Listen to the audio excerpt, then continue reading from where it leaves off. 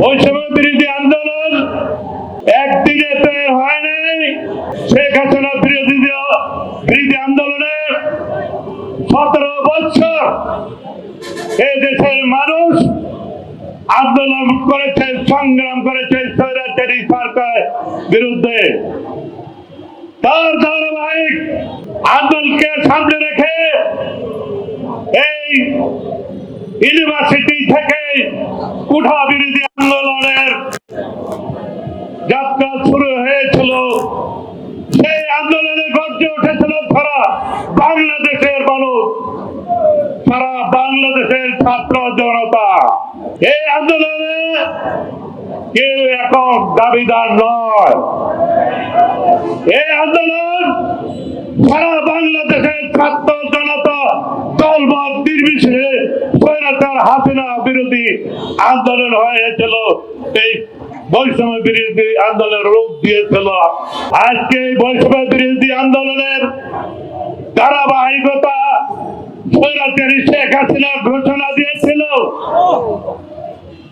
এই কুঠা বিরোধী আন্দোলন যারা করছে তাদেরকে 38 ঘন্টার মধ্যে তাদেরকে ইঁদুরের গাথা ঢুকিয়ে দেওয়া হবে।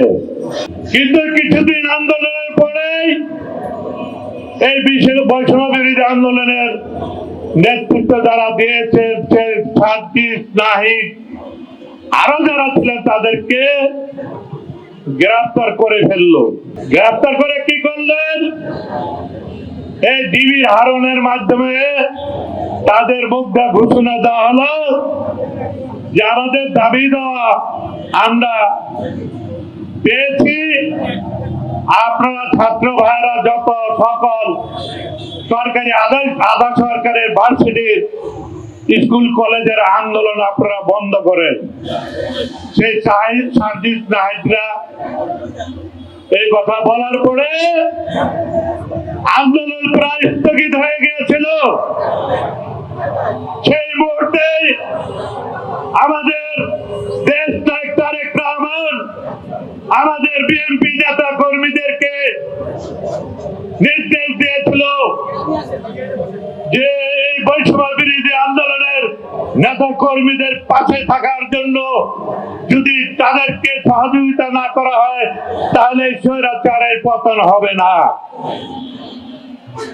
তারেক রহমান এই ঢাকার পূর্বাঞ্চলের সর্বপ্রথমে আমাকে ফোন করে, নবী সাহেব আপনার এলাকার ছাত্রদল, যুবদল, অঙ্গ সংগঠন, বিভিন্ন মসজিদ মাদ্রাসার যারা কওমি মাদ্রাসা তাদেরকে উৎসাহিত করেন রাজপথে নামানোর জন্য।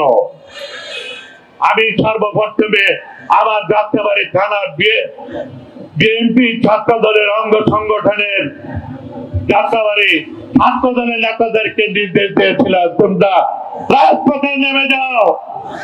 তখন অল্প পরিসরে আমাদের এই যাত্রাবাড়ি জামরা থানার এই ছাত্র দল, যুব দল, স্বেচ্ছাসেবক দল এখানে এই যাত্রাবাড়ি থেকে আন্দোলন শুরু করে। তার ধারাবাহিক হিসেবে আস্তে আস্তে যখন এই স্বৈরাচারী আওয়ামী লীগ সরকারের অত্যাচার নিপীড়ন বেড়ে গেল তখন এই এলাকার সাধারণ মানুষ দল মল নির্বিশেষে প্রতিটা মাদ্রাসার ছাত্র ভাইরা রাজপথে নেমে গেল আবাবিল পাখির মতন যুদ্ধ করে এই স্বৈরাচারী প্রশাসনের বিরুদ্ধে লড়াই করেছে। 5 তারিখে হাসিনা পদত্যাগ করার পরে এই থানার পুলিশ বাহিনী কিন্তু গুলি করে হত্যা করেই ছিল। আমাদের এই থানার মধ্যেই, এই আসনের মধ্যেই আমাদের 95 জন এলাকাবাসী, বিভিন্ন দলের, ছাত্র দলের, যুব দলের নেতা কর্মী এবং মাদ্রাসার ছাত্ররা শহীদ হয়েছিলেন।